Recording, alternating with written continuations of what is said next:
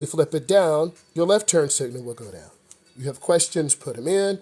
This is bringing value, drop likes. This is your driver's education class. I'm a state certified driving instructor. Let's go ahead and keep going. This little indicator is C for your horn.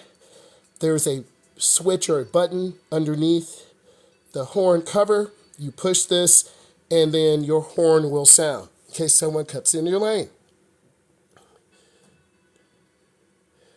G, this is for your windshield wiper.